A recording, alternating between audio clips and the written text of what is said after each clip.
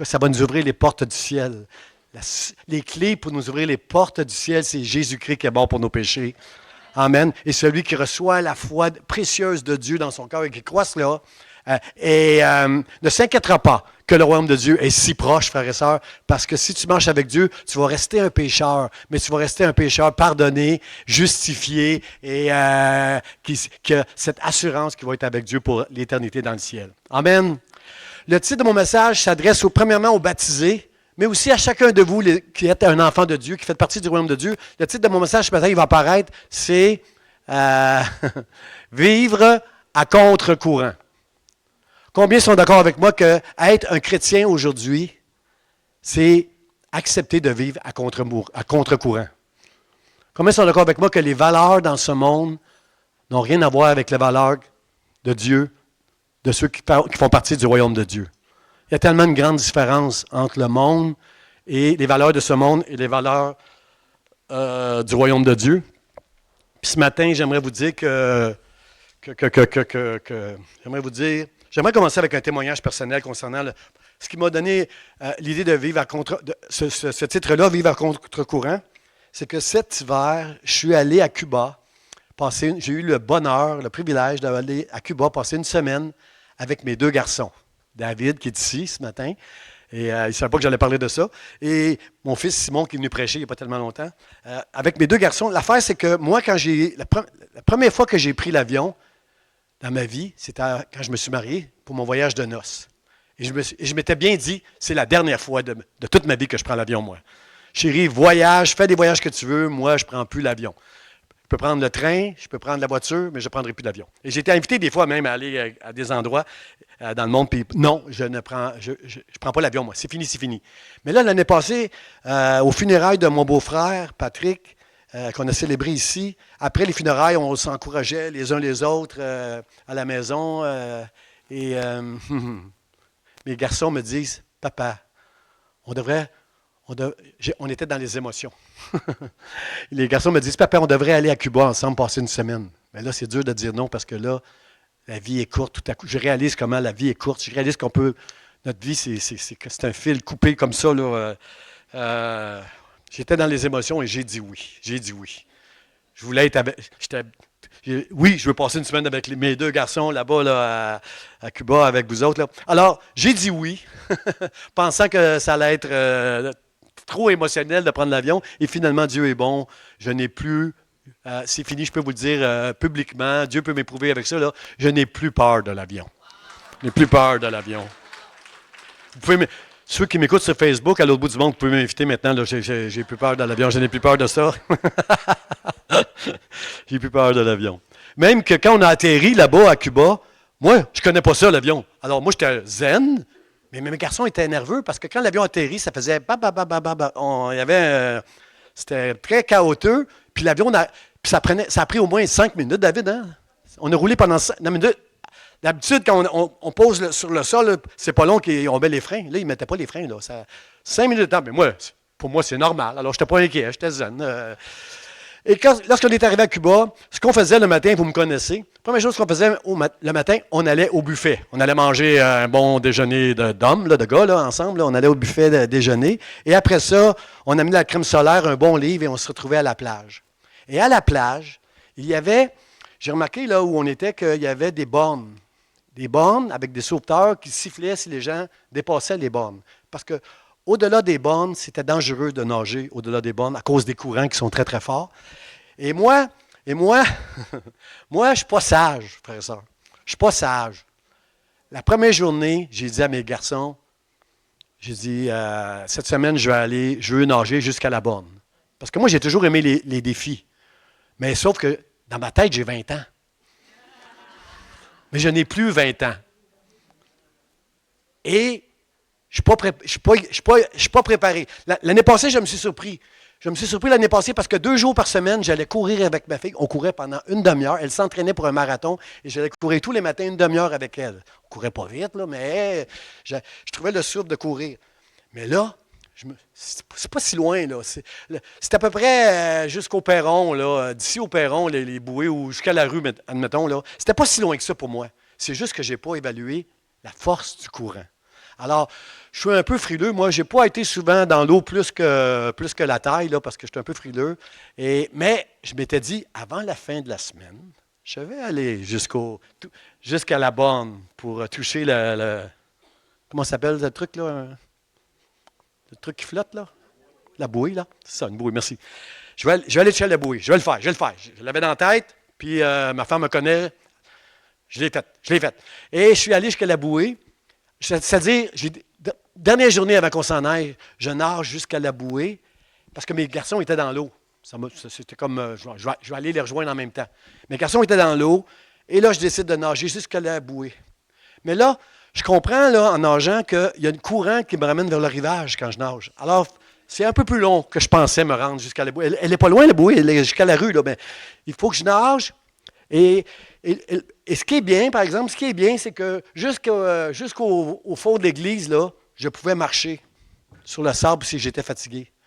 Mais tout à coup, dans la mer là-bas à Cuba, je ne sais pas si c'est comme ça dans toutes les mers, moi je ne voyage pas, là, mais la mer à Cuba, à un moment donné, ça tombe de 6 pieds.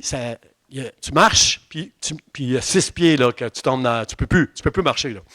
Alors, à un moment donné, j'ai dépassé la limite de où je pouvais marcher et j'essaie toujours dans ma tête, j'ai 20 ans, je ne suis pas sage, mon défi c'est d'aller me rendre jusqu'à la bouée. Alors, je continue à nager jusqu'à la bouée, mais là, le problème, en nageant vers la bouée, à un moment donné, le courant, il n'est plus comme ça. Il est comme ça. Parce que moi, là, je suis fatigué. Je le répète encore, je n'ai plus 20 ans. Je n'étais pas préparé. Je n'étais pas préparé pour faire ça, bien que je m'entraîne. Là, je fais encore, moi, le matin, tous mes exercices de karaté quand j'étais jeune. Là, je m'entraîne, mais je n'étais pas préparé à nager avec à contre-courant comme ça. Et j'ai nagé, et vous me voyez venir, là. J'ai nagé, puis là, j'étais épuisé. J'avais plus de force dans les bras. Et là, le courant m'amenait au-delà, je me laissais aller, je me serais rendu jusqu'à la bouée, là, parce que le courant était fort, là, pour me ramener, de toutes les manières. Et mon fils David, qui me connaît un peu, il dit, « Ça va pas! » Non, ça va pas. Je suis épuisé. Merci mon Dieu, il s'est approché de moi, il m'a tiré le bras un peu, jusqu'à temps que je sois les 2 pieds au-delà de où il y avait J'étais maintenant en sécurité. Frères et sœurs, cette image-là m'est restée dans la tête depuis ce temps-là à Cuba, que nous, les chrétiens, marcher avec Dieu, ça veut dire vivre à contre-courant. Vous n'avez pas idée de ce que je dis. Vous n'avez pas idée, parce que je sais que certains ici, vous êtes comme les pharisiens religieux. Pas moi, pasteur. Oh, moi, j'ai une vie de prière, je lis ma Bible, moi, je suis un vrai chrétien, moi. Frères et sœurs, vous n'avez aucune idée de c'est quoi un courant. Le courant de ce monde est si fort. Il est si fort, frères et sœurs. On n'a pas idée, surtout avec l'intelligence artificielle qui s'en vient, on n'a pas idée comment ça va être difficile de marcher avec Dieu et d'être à contre-courant avec toutes les valeurs et la culture de ce monde qui est tellement forte, frères et sœurs. Frères et sœurs, on vit présentement dans une grande confusion. Est-ce que je peux entendre un grand amen là-dessus? Ce monde est dans une grande confusion. Moi, là, je suis un homme de compromis. Moi, je veux que tout le monde s'entende. Moi, je vais un petit peu plus loin avec certains, un petit peu moins avec d'autres. Moi, ce que je veux, c'est prendre la main de tout le monde et les mettre main dans la main pour qu'on marche ensemble. On a besoin, dans la maison de Dieu, c'est la famille de Dieu, frère. Ta vraie famille, c'est ici dans la maison de Dieu. Vous êtes d'accord avec ça? Il faut qu'on soit ensemble, frère. Il ne faut pas qu'on laisse ces conflits nous séparer comme on voit trop souvent dans le monde. Et moi, je suis un gars de compromis pour qu'on puisse faire la paix ensemble puis marcher ensemble, frère et sœur. Mais il y a une limite au compromis qu'on peut faire. Et moi, je suis marié à une femme qui est sans zéro compromis. Ma femme, elle, c'est une femme de rigueur. Est-ce qu'il y en a qui sont comme ça ici dans l'église? Là? Vous êtes la rigueur. Ma femme, elle, le mérite avec mon épouse quand on parle avec elle, c'est que c'est tout le temps clair, net et précis. Ce qu'elle dit et ce qu'elle veut croire, ça doit être net, clair et précis. Mais on vit dans une génération qui est dans la confusion. Il n'y a rien de net, de clair et précis. Tout est chamboulé aujourd'hui. La Bible dit, dans le Proverbe 22, ne déplacez pas les bornes anciennes. Combien sont d'accord avec moi? C'est fait. Elles sont déplacées, les bornes anciennes. On n'est plus dans les valeurs que moi j'ai grandi quand j'étais jeune, influencé par l'Église catholique avait une grande influence sur les valeurs du Québec lorsque j'étais jeune. J'étais beaucoup influencé par ça. C'est plus comme ça. Ce n'est plus comme ça, frères et sœurs. J'ai aimé le pape récemment qui disait, il s'appuyait sur la parole de Dieu pour dire ça. Il a choqué beaucoup de gens quand il a dit ça. Mais j'étais d'accord avec lui quand il a dit, un homme, une femme, leur sexe est déterminé à la naissance. Vous comprenez que dans ce monde de confusion, ça l'a choqué beaucoup de gens qui, dans la confusion, ne croient plus ces choses-là. Frères et sœurs, il y a tellement de choses qui fonctionnent en envers.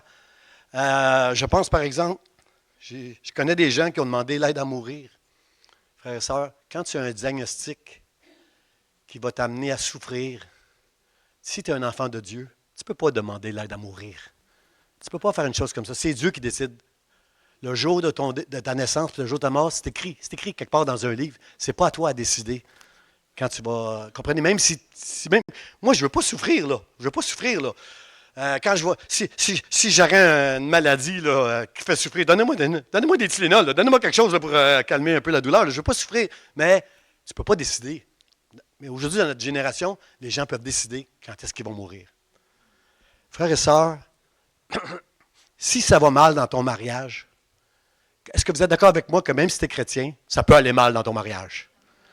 Pourquoi ça va mal dans nos mariages? C'est bien simple, frères et sœurs. Parce que ça va mal dans le monde. On vit dans le monde. Et ça se peut qu'on subisse des influences, des fois, qui amènent un peu de problèmes dans nos mariages. Moi, je veux dire, vivre à contre-courant, frères et sœurs, ça veut dire, bats-toi. Tu dois combattre les valeurs de ce monde et toute la confusion qu'il y a dans ce monde. On doit la combattre. Vous êtes d'accord, les baptisés, avec ça? On doit combattre. Alors, si ça va mal dans ton mariage, ça peut arriver, il y a des exceptions, ou ça peut arriver des divorces. Ça peut arriver. Mais mon point, c'est, bats-toi quand ça va mal. Appuie-toi sur la grâce, la miséricorde et l'amour de Dieu. Pas sur toi. Ne me dis pas, oh non, pas moi, pasteur, il n'y a pas de danger. Dis pas ça. Appuie-toi sur la grâce de Dieu. Jamais, moi, je vais dire, moi, ma foi est assez forte. C'est pas ma foi qui est forte. C'est ma foi en Dieu qui me donne la force. Comme on l'a chanté tantôt. Par le sang de Jésus. C'est Jésus qui va me donner la force de ne pas entrer dans cette confusion qui existe, puis de déplacer les bornes que Dieu a mis. Je ne veux pas aller là. Surtout que j'ai lu récemment une statistique dans Internet qui disait que par année, on évalue à 73 millions d'avortements dans le monde. Juste parce que des gens ont des relations en dehors des liens du mariage, puis décident d'avorter les enfants. Dans les années 40, frères et sœurs, les statistiques disaient que c'était 12% des gens qui avaient des relations hors mariage. Dans les années 70, c'était 73%. Je ne veux pas savoir aujourd'hui comment c'est les relations, comment c'est les statistiques, parce que je connais des chrétiens qui tombent dans ce péché-là, frères et sœurs, aujourd'hui, influencés par les valeurs de ce monde qui sont totalement dans la confusion. Est-ce que vous êtes avec moi pour dire qu'on doit être bien préparé afin de se battre contre ce courant qui est si fort dans ce monde en ce moment? Vous êtes avec moi, frères et sœurs, parce que, s'il vous plaît, faites pas comme les pharisiens religieux. Dites-moi pas moi, pasteur. Dites-moi pas ça, parce que le courant, il est plus fort que vous ne pensez, frères et sœurs. Je connais des pasteurs qui ont été emportés par ce courant-là. J'ai connu des hommes, vous en connaissez, des hommes et des femmes de Dieu qui couraient bien, puis qui sont tombés à un moment donné, juste entraînés par le courant de ce monde. Des gens qui prêchaient, des gens qui conduisaient les louanges, des gens qui priaient, des gens qui étaient solides, qui, à mes yeux, étaient solides. C'était pas préparé. J'étais pas préparé. Et non seulement je ne me suis pas rendu jusqu'à la bouée, mais j'ai failli rester là si mon fils n'avait pas pris mon bras pour le ramener en sécurité. J'aurais pu rester là. Je veux croire que si mon fils n'était pas là, Dieu aurait mis Esther Williams sur mon chemin quelque part là-bas à Cuba. Mais à David, je veux donner le crédit d'avoir été là tout prêt pour me ramener. puis m'enseigner quelque chose. Jean, arrête de penser que tu peux tout. Sois sage dans les défis que tu vas te donner, parce que ce n'est pas toi, mais c'est Dieu en toi qui peut faire les choses, les exploits qu'on prêche. Seigneur, aide-nous. Seigneur, aide-nous à nous battre. Le texte ce matin va nous expliquer un peu ce principe dans lequel on est, là, quand on est des chrétiens, là, on est en guerre. Dans Josué, chapitre 5, verset 13 à 15, ça dit ceci. Comme Josué était près de Jéricho, il leva les yeux et il regarda. Voici, un homme se tenait debout devant lui, son épée nue dans la main. Il alla vers lui. Il lui dit, « Es-tu des nôtres ou de nos ennemis? » Il répondit, « Non, je suis le chef de l'armée de l'Éternel. J'arrive maintenant. » Josué tomba visage contre terre. Il se prosterna. Il lui dit, « Qu'est-ce que mon Seigneur dit à son serviteur? » Et le chef de l'armée de l'Éternel dit à Josué, « Ôte tes souliers de tes pieds, car le lieu sur lequel tu te tiens est saint. » Et Josué fit ainsi. Il a fait ce que l'ange de l'Éternel lui a dit. Quelqu'un dit Amen. Josué a le mandat de Dieu de remplacer Moïse pour conduire le peuple et aller conquérir Canaan. Israël est en guerre. Rien de nouveau là, sous le soleil. Ils sont en guerre, ils sont près de Jéricho. Et là, alors qu'ils sont près de Jéricho, une ville imprenable, Josué, la Bible nous dit, Josué lève les yeux. Il lève les yeux et il regarda et il a vu cet homme avec une épée. Combien sont d'accord avec moi, frères et sœurs, que qu'est-ce que Josué a fait ici? On doit le faire aussi, nous. Lever les yeux. Je le répète.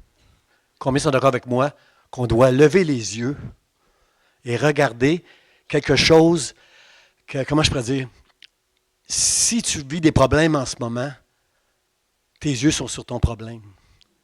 Tes yeux sont sur les difficultés que tu as. Mes yeux n'étaient plus sur la bouée quand j'étais essoufflé. Mes yeux étaient vers le rivage. Vous voulez aller vers le rivage. Il faut que tu regardes un peu plus haut quand tu es dans tes problèmes. Tu dois regarder à Dieu tout le temps, tout le temps, tout le temps, tout le temps. Il y a des limites à la résilience. Tu peux être quelqu'un de très fort, très résilient, avec une grande foi. Il y a des limites. Tu as besoin de Dieu. Tu as besoin de confesser ta dépendance de Dieu. Tu as besoin de confesser, toi seul, Dieu, tu peux me venir en aide. Si tu vis des difficultés, peu importe, dans celles que j'ai nommées ou d'autres, lève les yeux vers le ciel ce matin. Fais confiance à Dieu. Dieu il est là pour toi. On voit ça dans ce passage, dans ce texte-là, puis je vais revenir. C'est la chose à faire de regarder plus haut. Il y a un psalmiste qui dit dans le psaume 121, je lève les yeux vers la montagne d'où me viendra le secours. Le secours me vient de l'Éternel qui a fait la terre et les cieux. Frères et sœurs, quand tu regardes la terre, mon épouse aime regarder des émissions intelligentes, comme on dit. Depuis que mes enfants sont tout petits, elle regarde avec eux des émissions intelligentes, des émissions où on apprend des choses, là, la belle création. Et de regarder toutes ces belles choses-là que Dieu a créées sur la terre, ça me remplit de « Wow, c'est beau, c'est beau, c'est beau ce que Dieu a fait. » Et l'univers qu'on n'est même pas capable de contempler avec des télescopes puissants, là, comme Dieu est grand, frères et sœurs. Puis dans le Cantique des degrés, quand on voit dans les psaumes le Cantique des degrés, ça veut dire que le Cantique des degrés, c'est quand le peuple de Dieu avançait, degrés, ça veut dire des marches, là, plus le peuple de Dieu avançait, quelque part, surtout pour se rendre à Jérusalem, aller adorer Dieu, le Cantique des degrés leur rappelle de mettre leur confiance en Dieu. Parce que les montagnes, à cette époque-là, ça symbolisait un refuge. Si je suis attaqué, je vais me réfugier dans les montagnes. Je lève les yeux vers les montagnes. D'où me viendrait le secours? Ce n'est pas les montagnes. Ce n'est pas ton conjoint. Ce n'est pas tes enfants.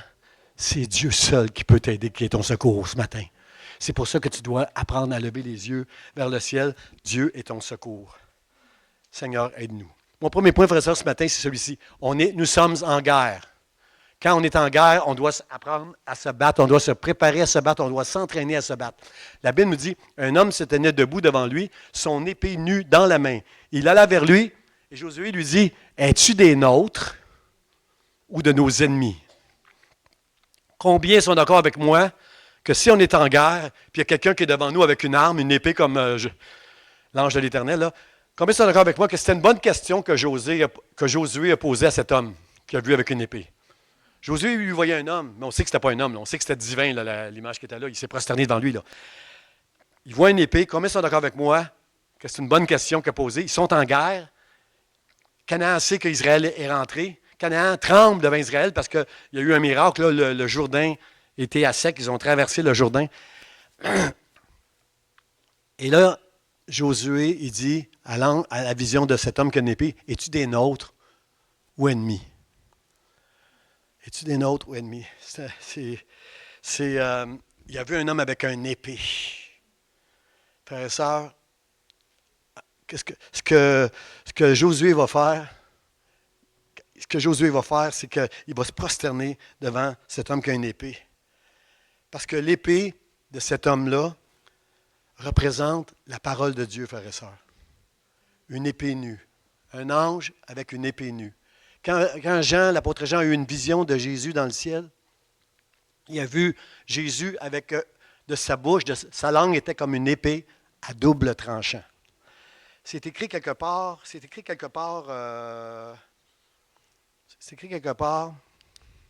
vais vous le lire, quelque part que, je ne l'ai pas le texte, mais c'est dans Hébreu, que la parole de Dieu, c'est comme une épée à double tranchant, qui est capable de séparer les choses. Si on ne veut pas se laisser affecter par le courant fort de ce monde, frères et sœurs, il faut connaître la parole de Dieu. On doit lire la parole de Dieu tous les jours et se laisser enseigner par la parole de Dieu pour qu'on ne soit pas entraîné comme ce monde à déplacer les bornes anciennes, mais à avoir une sagesse en nous qui va nous faire les bonnes affaires. Vous êtes d'accord avec ça? Aide-nous, Seigneur, à faire les bonnes affaires. Éphésiens 6 nous dit que ce n'est pas contre des hommes qu'on a à lutter. C'est pas les hommes, on n'est pas en guerre contre les hommes. On est en guerre contre les dominations, les autorités spirituelles qui agissent pour influencer ce monde. Et nous, on doit marcher à contre-courant des valeurs de ce monde. Pour nous, la parole de Dieu va rendre les choses claires, nettes et précises. Comme ma femme le dit souvent, il faut que ce soit clair, net et précis. La parole de Dieu va nous aider à mettre les choses du royaume de Dieu claires, nettes et précises. C'est pourquoi Jésus nous dit, cherchez d'abord le royaume de Dieu et sa justice. Et tout ce que vous voulez, je vais vous le donner en plus. Mais d'abord, cherchez le royaume de Dieu, parce que Dieu nous aime assez, qu'il ne veut pas qu'on se laisse entraîner par le courant de ce monde. Je le répète encore, qui est très, très fort. Moi, je me croyais assez fort pour me rendre jusqu'à la bouée, qui n'était pas très loin. Je ne l'étais pas, frères et sœurs. Ça m'a donné beaucoup d'humilité. Et ce matin, j'aimerais qu'on ait cette humilité ensemble de dire, moi, je ne suis pas assez fort. Je ne suis pas meilleur que le pasteur Jean. Je ne suis pas assez fort. J'ai besoin de toi, Seigneur, pour ne pas me laisser influencer par les courants de ce monde. Est-ce que je peux entendre un Amen? Seigneur, merci. Paul, il dit, j'ai combattu le bon combat, j'ai gardé la foi. Enfin, ça, c'est ça la conclusion de se battre. Tu dois garder la foi à la fin de tout. Bats-toi afin de garder la foi à la fin. Mon deuxième point, frère, ça, comment on fait pour bien se préparer? Comment on se prépare, pasteur Jean? Il dit, es-tu des nôtres ou un ennemi? Et il répondit, non, je suis le chef de l'armée de l'Éternel, j'arrive maintenant. Et Josué tomba le visage contre terre, se prosterna et lui dit, qu'est-ce que mon Seigneur dit à son serviteur? Josué demande, es-tu des nôtres ou ennemi? Josué voit un homme, lui, mais il a compris que ce n'est pas un homme. Il a compris qu'il y a quelque chose de divin, de spirituel qui est en train de place ici. Puis, le chef de l'armée de l'Éternel, quand Josué lui dit, es-tu des nôtres ou tu es un ennemi? Puis le chef lui dit, non, j'arrive maintenant. Drôle de réponse, hein, frères et sœurs? Il ne dit pas, oui, je suis ton ami, non, oui, je suis ton ennemi. Il dit, non, j'arrive maintenant. L'affaire, c'est que quand Jésus nous enseigne à prier, comment il nous dit, Jésus, de commencer nos prières quand il nous enseigne à prier? Voici comment vous devez prier. Merci Guy. Je suis encore enrhumé, je m'excuse. Là. Je ne donnerai pas la main à personne après la réunion, je vais juste donner un petit point. Là. Merci Guy.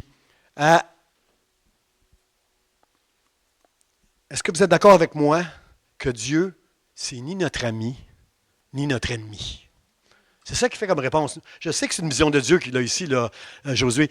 Il dit, es-tu ennemi ou notre ami ou... Es-tu des nôtres ou tu es un ennemi? Dieu, c'est pas ton ami, puis c'est pas ton ennemi. Tu veux pas que ça soit ton ennemi. Tu veux pas que ça soit ton ennemi. Je vais vous dire, frères et sœurs, votre pire ennemi, c'est pas Dieu. C'est vous-même, si vous lâchez Dieu. Si vous ne connaissez pas Dieu, si vous ne choisissez pas comme c'est beau baptisé, de vous donner à Jésus pour le suivre, ça, c'est vous, votre pire ennemi, si vous ne faites pas cette décision-là. Parce qu'on a besoin de Dieu, frères et sœurs, si on veut passer au travers de ce monde de fous, il n'y a rien de clair, de net et de précis. Et Dieu, là, quand Jésus nous apprend à prier, il dit, voici comment vous devez prier. Dites, notre Père. Dieu, c'est premièrement ton Père. Ton Père, c'est-tu ton ami? J'ai juste un nom. Parce que dans notre génération, les parents essayent d'être les amis de leurs enfants. Ils pensent qu'en étant les amis de leurs enfants, pas en leur disant pas non, ils vont garder leurs enfants. Ils vont les perdre. Ils vont les perdre. Je bénis Dieu pour ma femme qui a beaucoup de rigueur et qui disait non à mes enfants. Et même si j'avais un fils un peu rebelle, qui disait oui, mère, mais qui faisait tout à fait le contraire, il est assis avec moi aujourd'hui au milieu de l'Assemblée. Alors je dis merci Seigneur, merci Dieu pour sa grâce.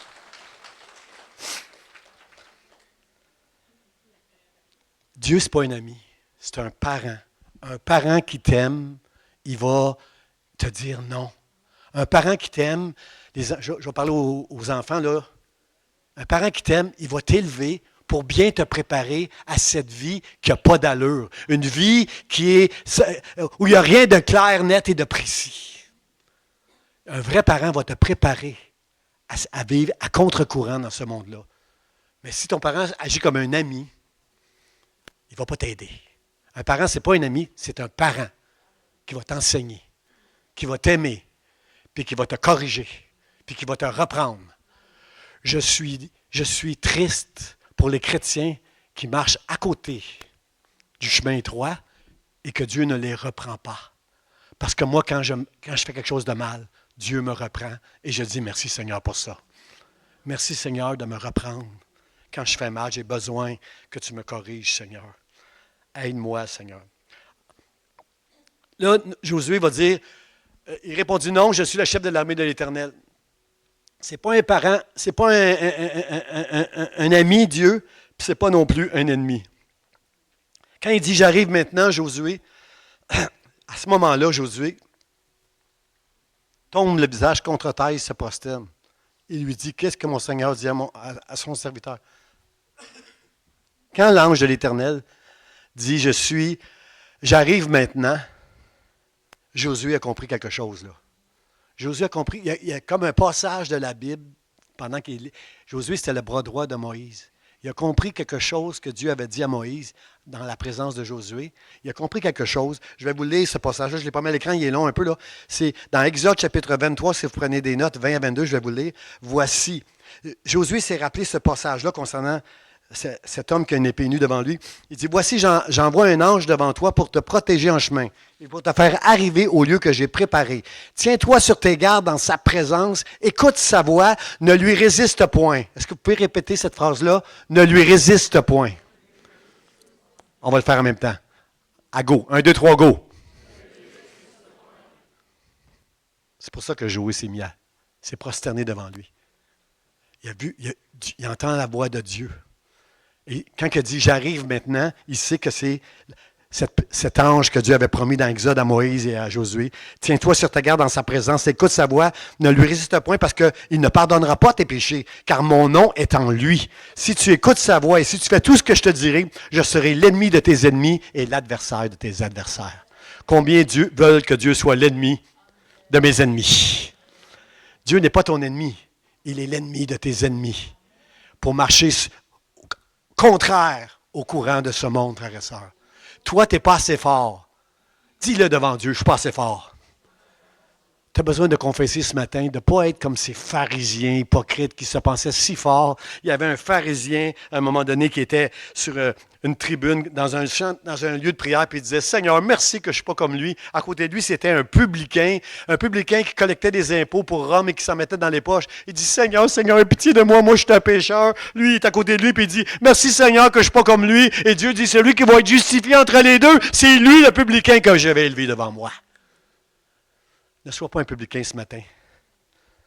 Avoue que tu as besoin de Dieu, s'il te plaît, pour permettre que Dieu l'entende et soit avec toi quand tu vas passer des moments difficiles. Quand il a dit « J'arrive maintenant », Josué a tout compris que c'est lui. C'est lui l'ange que Dieu avait promis à Moïse d'envoyer pour conduire le peuple de Dieu vers le pays promis. Il n'a pas résisté, il est tombé, il s'est prosterné. Puis il avait tellement de bonne attitude, il a dit « Qu'est-ce que mon Seigneur dit à mon serviteur ?» Vous avez, ce matin, les baptisés, vous avez dit dans votre confession « Je t'accepte comme mon sauveur et mon Seigneur. Je veux te suivre. » C'est l'attitude qu'avait ici Josué devant lui. Il dit, qu'est-ce que ton Seigneur dit à mon serviteur? Frères et sœurs, si vous me demandez, Pasteur Jean, bon, je le sais que si tu veux te rendre jusqu'à la bouée, si jamais tu retournes avec tes garçons là-bas, si tu veux te rendre jusqu'à la bouée, tu dois t'entraîner. Tu dois aller à la piscine pendant quelques semaines avant, là, puis t'entraîner pour être capable de le faire. Si vous me demandez comment, Pasteur, comment on fait pour s'entraîner? Comment on fait pour être bien préparé dans ce monde qui a changé, qui a déplacé les bornes? Moi, j'ai besoin dans ma maison de marcher avec des choses qui vont être claires, nettes et précises, parce que ce monde est complètement dans la confusion. Comment on fait pour se préparer, pasteur? Je vais vous le dire, il n'y a rien de nouveau. Il n'y a rien de nouveau, frères et sœurs. Comment bien se préparer pour garder la foi, se combattre, alors que nous sommes en guerre, et garder la foi. Comment on peut bien se préparer? Je vais vous le dire, c'est simple. Premièrement, assiste aux réunions à ton église. Sois fidèle aux réunions dans ton église. C'est important, frère et sœur, parce que dans notre génération aujourd'hui, moi, quand j'étais jeune, le dimanche, là, personne ne travaillait le dimanche quand j'étais jeune. Vous allez dire, « Wow, pasteur, t'as quel âge, toi? » Ça fait longtemps, moi, que les gens travaillent le dimanche. Moi, quand j'étais jeune, personne ne travaillait le dimanche. Vous savez pourquoi? Le dimanche, c'était le jour du Seigneur. Au Québec, on ne travaillait pas le dimanche. Aujourd'hui, on fait toutes sortes de choses le dimanche qui nuisent aux chrétiens pour venir à l'Église. Moi, tout ce que je veux vous dire, soyez fidèles à vos réunions. Si vous ne venez pas, il y a 3 bonnes raisons pour ne pas venir. Vous êtes très malade. Vous êtes mort. Ça, c'est des bonnes raisons. Ça, c'est des bonnes raisons. Non, je blague. Il y a toujours où vous travaillez. Il y a des bonnes raisons. Il peut y avoir des bonnes raisons. C'est pour ça qu'on a Facebook, là. On veut aider les gens qui ne peuvent pas. Mais il y a des raisons, mais s'il vous plaît, limitez devant Dieu les raisons pourquoi vous ne viendrez pas à l'Église. C'est à l'Église. Votre vraie famille, c'est ici, frères et sœurs. Moi, la majorité de ma famille m'a repoussé quand je suis devenu chrétien. J'étais à l'envers des valeurs de ce monde, dans mes valeurs. J'ai été rejeté. On m'a rejeté. J'étais à contre-courant de ma famille, moi, que je suis devenu chrétien. Même ma mère, elle a attendu à l'âge de 75 ans pour me dire « Oh, quand tu étais jeune, tu me faisais peur avec ton Jésus. » Les gens ne nous le disent pas tout le temps, mais ils ne sont pas à l'aise avec nous quand on témoigne notre foi. Et je vois des jeunes ici, là, Anne-Sophie, Michael, vous allez, Ange, vous allez trouver ça difficile. Vous allez voir quand vous allez travailler quelque part, puis parler de votre foi, c'est pas facile. Moi, à mon bureau, on se moquait de moi. On se moquait de moi, et la façon que je faisais pour être un bon témoignage, je faisais tout ce que les autres ne voulaient pas faire. J'étais tout le temps là, au bureau, pour dire au boss, quelqu'un qui voulait rester le soir, quand les autres ne pouvaient pas, j'étais là, faire du ménage, être celui qui fait des collectes pour toutes sortes de raisons dans le bureau. J'ai été la personne qui amenait une bonne ambiance dans le bureau. Et à la longue, j'ai été écouté quand je parlais de ma foi. C'est pas facile aujourd'hui de parler de sa foi puis de ne pas être qu'on met une couleur sur nous autres. Là, c'est pas difficile. Frères et sœurs, il n'y a rien de nouveau. Si tu veux être bien préparé pour ce monde qui est en folie, il faut que tu sois fidèle à tes réunions. Il ne faut pas que tu arrêtes de prier. Vous êtes d'accord avec ça? Pourquoi prier? Parce que la Bible dit, c'est Jésus qui nous dit ça. Jésus nous dit, veillez et priez parce que la chair est faible. Quand on va prier, on va permettre à l'Esprit de Dieu qui est en nous d'être souverain. Si tu ne pries pas, tu permets à ta chair de se laisser influencer par tout ce qui prend place autour de toi. Les influences que dans ce monde, notre chair est soumise à toutes ces influences-là. Et c'est l'Esprit de Dieu en nous qui va nous permettre de résister et de dire comme Josué, qu'est-ce que mon Seigneur dit à son serviteur? Que veux-tu que je fasse, Seigneur? Je vais le faire, par la grâce de Dieu. Seigneur, aide-nous à nous préparer. Alors, la prière, c'est important. Lire la parole, c'est important. Et être fidèle aux réunions. À Cuba, j'étais vraiment pas préparé. Je n'étais vraiment pas préparé à me rendre là, jusque là-bas. Seigneur, aide-nous. Aide-nous, Seigneur, aide-nous, Seigneur, à juste bien se préparer avec tout ce qui prend place autour de nous. Aide-nous, Seigneur. Je vais trouver mes notes. Je vais retrouver mes notes. 3. Je crois que j'ai perdu une note. Je vais y aller juste de mémoire, là. Amen. Mon troisième point, alors, sans mes notes. Mon troisième point, frère et sœurs, c'est Dieu reste toujours le même Dieu. Quand Josué s'est prosterné et a dit, qu'est-ce que le Seigneur dit à son serviteur? Le chef de l'armée de l'Éternel dit à Josué, ôte tes souliers de tes pieds, car le lieu sur lequel tu te tiens est saint. Pourquoi j'ai mis le titre « Dieu reste le même » ? Parce que, non, c'est correct, merci beaucoup, Guy, t'es fin. Qu'est-ce que Josué a compris là-dedans? Parce que, vous savez, Josué, c'était le second de Moïse. Josué était avec Moïse. Et certain que Josué savait que Dieu a déjà parlé à Moïse dans le buisson, quand il avait dit à Moïse, « ôte les souliers de tes pieds. » Par respect pour vous, je n'enlèverai pas mes souliers. Parce que j'ai un rhume, puis j'ai chaud, puis je n'enlèverai pas mes souliers. Mais ayez cette image que j'aimerais faire comme Josué, puis enlever mes souliers, reconnaissant que Dieu est ici dans cette place. Il y a deux choses que Dieu veut enseigner à Josué ici.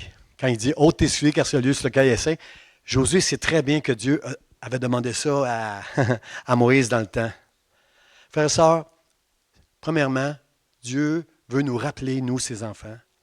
Il nous fait un rappel que Dieu est saint. Il nous rappelle la sainteté de Dieu.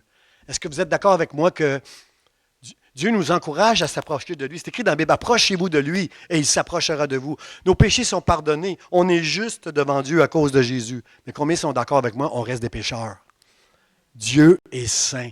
On ne peut pas mélanger le profane et le sacré dans la présence de Dieu, frères et sœurs. Et ce monde est en train de nous amener toutes sortes de choses qui sont profanes. Et on doit faire attention dans nos églises à nous rappeler que Dieu est 3 fois saint. Il ne faut juste pas oublier sa sainteté. Et nos chaussures représentent l'endroit où on a marché. En dessous de mes chaussures, il y a les saletés. Toutes les pas que j'ai faits avant de me rendre jusqu'ici, il y a de la saleté en dessous de mes chaussures. Et quand l'ange rappelle à Josué d'ôter ses souliers, c'est pour qu'il se rappelle de la sainteté de Dieu. Et enlever ses souliers devant Dieu, c'est pas juste, comment je peux dire, plus que tu vas reconnaître la sainteté de Dieu, plus tu vas reconnaître ton indignité de te tenir devant Dieu. Plus que je vais reconnaître mon indignité de me tenir devant Dieu, plus que je vais avoir de la reconnaissance et de la louange et de l'adoration envers mon Dieu. Frère, ça, quand cette Église va louer et adorer de tout son cœur, c'est parce qu'on va avoir compris qui on est et qui Dieu est. À lui, on va lui donner toute la gloire, à Dieu seul toute la gloire. Seigneur, aide-nous à t'adorer comme tu en es digne.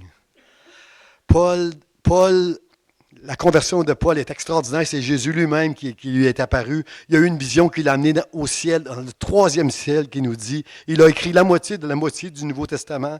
Il a évangélisé des églises. Il a souffert. Et c'est Paul qui va nous dire, à un moment donné, misérable que je suis, qui va me délivrer de ce corps de mort de pécheur? Grâce soit rendue à Dieu à cause de Jésus-Christ. C'est lui seul qui me permet de me tenir devant Dieu et de l'adorer et de le servir. Je ne suis pas un serviteur de Dieu, moi, je suis un esclave de Dieu dans le nom de Jésus. Seigneur, aide-moi. Aide-nous à... Frères et sœurs, ôter ses souliers, c'est plus encore. C'est plus encore. Ôter ses souliers, c'est honorer la présence de Dieu. C'est respecter Dieu. Puis j'ai déjà donné cet exemple ici que chez moi à la maison, je ne peux pas rentrer avec mes souliers. Quand je monte les marches de la maison, je dois laisser mes souliers sur les marches. Pourquoi? Parce que ma femme dit, je ne veux pas que tu rentres avec tes souliers dans la maison. Pourquoi? Parce qu'il y a de la poussière. En dessous de mes souliers, moi, quand je rentre dans la maison, c'est comme si j'avais marché sur une terre où il y a des vaches, des cochons, ils sont très sales, mes souliers, quand je rentre dans la maison, moi.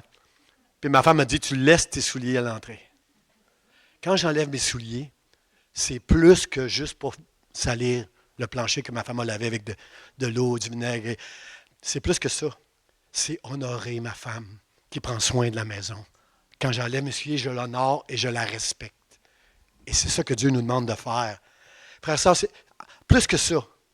Quand ma femme n'est pas à la maison, je serais tenté de rentrer et de ne pas enlever mes souliers parce que le boss n'est pas là. Mais parce que j'ai du respect pour ma femme et que je veux l'honorer, même quand elle n'est pas là, j'ôte mes souliers quand j'entre dans la maison. Est-ce que vous comprenez que pour Josué, Josué a compris là, que ce que Dieu me demande, il avait demandé à Moïse aussi. Alors c'est pour ça, Josué voulait honorer Dieu.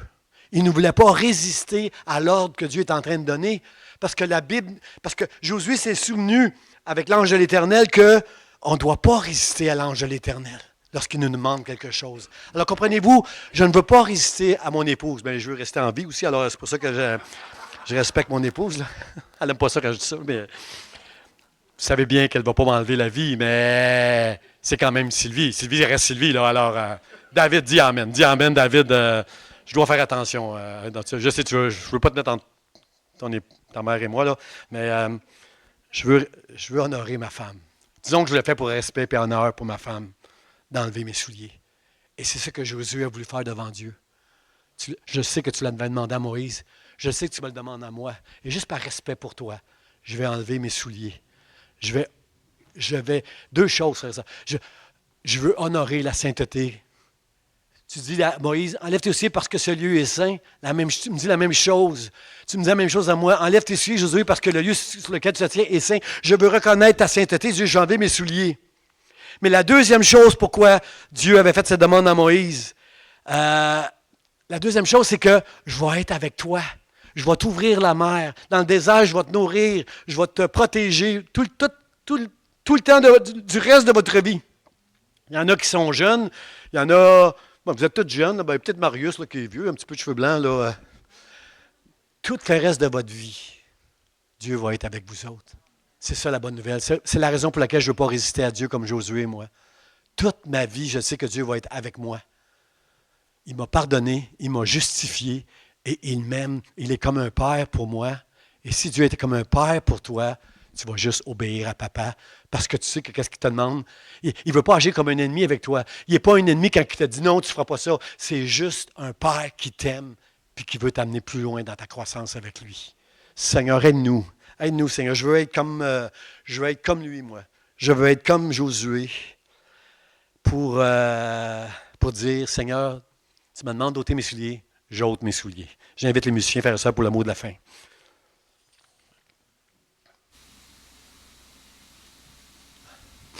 Le mot de la fin est très simple, frère et sœur. L'ange de l'Éternel dit à Josué, enlève tes souliers. Et le texte dit, et Josué fit ainsi. Quand j'entre chez moi, c'est ça que je fais, enlever mes souliers. Par habitude, par respect, parce que je sais que la maison qui a été nettoyée, mes souliers pourraient la salir.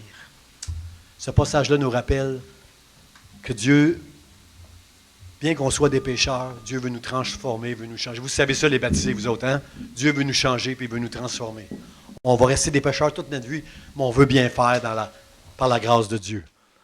Dieu ne nous aime pas parce on essaie de bien faire les choses. Il nous aime parce que Jésus est mort pour nous. Il nous a choisis, il nous a donné la foi, c'est pour ça que Dieu nous aime. Maintenant, on veut marcher avec lui, puis on reconnaît que Dieu est saint, puis on reconnaît que Dieu est avec nous. Frères et sœurs, Jésus a dit, veillez et priez parce que la chair est faible. Qu'est-ce que ça veut dire, la chair est faible? Ça veut dire que le courant de ce monde est tellement fort. Et ta chair, elle est soumise, que tu le veuilles ou pas, ta chair, elle est soumise, si tu n'es pas bien préparé, au courant de ce monde, à toute l'influence qu'il y a dans ce monde. Alors ce matin, il faut qu'on ait l'esprit qui était dans Josué. Il faut qu'on dise, Seigneur, moi je ne veux pas te résister. Je veux que ma chair soit soumise à toi. Je veux reconnaître ta sainteté, ta miséricorde, et je veux entendre que tu es avec moi.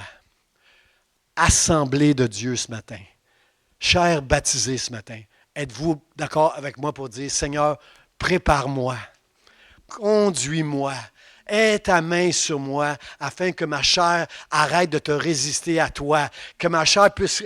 Aide-moi, Seigneur, à résister au diable afin qu'il s'enfuit avec toutes ces tentations et aide-moi à marcher avec moi parce que je sais, Dieu, que si tu es avec moi, qui sera contre moi?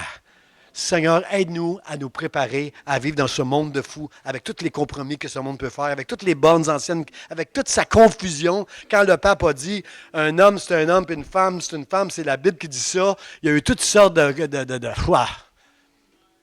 Frères et sœurs, moi, je ne veux pas m'appuyer sur ce que le monde croit, je veux m'appuyer sur ce que Dieu dit dans sa parole, frères et sœurs. Alors, nous avons besoin d'avoir cette humilité en nous ce matin, de dire « Seigneur, aide-moi et prépare-moi à vivre dans ce monde.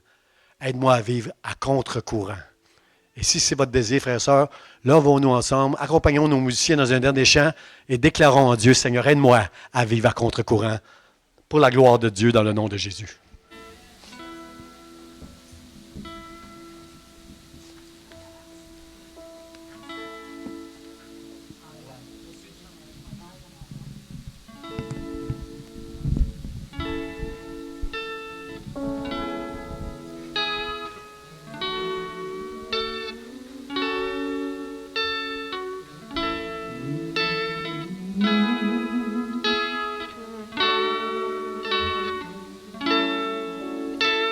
Je suis émerveillé devant ta sainteté. Je viens me prosterner, indigne de m'approcher. Je chanterai à jamais ta gloire, ô majesté. Je t'aimerai à jamais, prince d'éternité.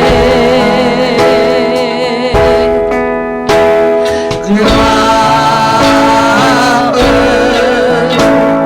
gloire,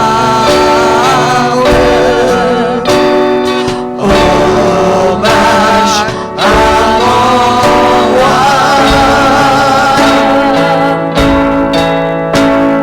Gloire,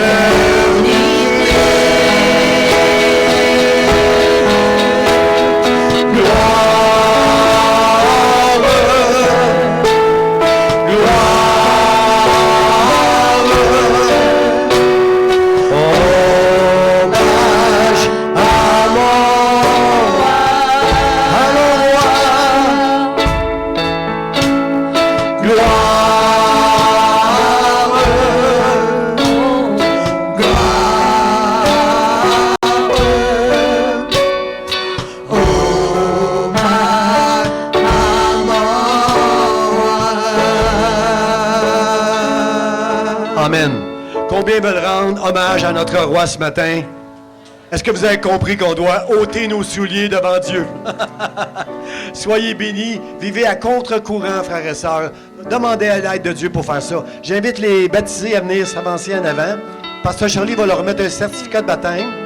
Il va prier pour eux et j'invite toute l'assemblée à venir féliciter nos baptisés. Ils ne savent pas ce qu'ils font. Venez les encourager, venez les encourager.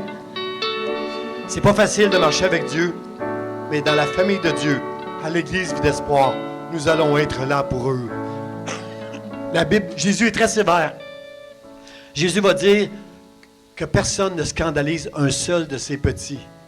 Un petit, c'est pas un enfant, c'est quelqu'un qui commence à marcher avec Dieu.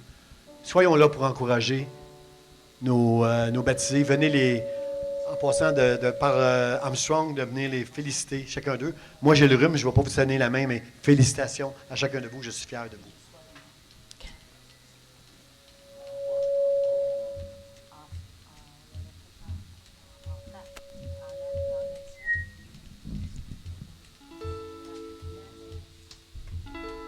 Est-ce qu'on peut juste tendre nos mains vers eux, nous allons prier pour eux ce matin. Seigneur, nous te bénissons, nous te rendons grâce pour toutes ces personnes qui ont choisi, Seigneur, d'obéir à ta parole en entrant dans les eaux de baptême, comme Jésus l'a fait. Le jour où Jésus est entré dans les eaux de baptême, la Bible dit que les cieux sont ouverts et le Saint-Esprit est descendu sur lui sous forme d'une colombe. Et on a entendu ta voix parlant depuis le ciel, disant que celui-ci est mon Fils bien-aimé en qui j'ai mis toute mon affection. Seigneur, nous croyons que les cieux sont ouverts ce matin pour chacune de ces personnes, Seigneur, et que l'acte qu'ils ont posé ce matin fait ton plaisir parce qu'ils obéissent à ta parole. Seigneur, nous prions pour eux ce matin, afin que l'engagement de te suivre qu'ils ont pris, Seigneur, que tu bénisses leur pas tous les jours, que tu les préserves contre toutes les ruses de l'ennemi. Dans le nom de Jésus, nous proclamons ta victoire sur leur vie au nom de Jésus. Ta victoire sur leur vie dans tous les aspects.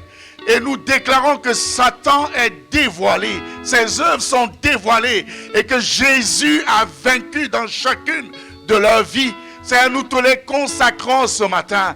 Nous te disons merci pour chacun d'eux. Merci de les bénir dans leurs besoins, de les bénir au-delà de leur attente, de les bénir, Seigneur. Nous voulons dire que nous sommes fiers d'eux. Nous sommes fiers du geste qu'ils ont posé. Nous, en tant qu'Église, nous serons à leur côté pour les accompagner tous les jours. Et que, Seigneur, la gloire soit à toi et à toi seul, dans le nom de Jésus. Amen. Amen. Gloire à Dieu. J'invite l'Assemblée à venir féliciter nos baptisés et je vais demander aux diacres qui sont encore ici de venir me voir tout de suite après. J'aurais quelque chose à vous demander.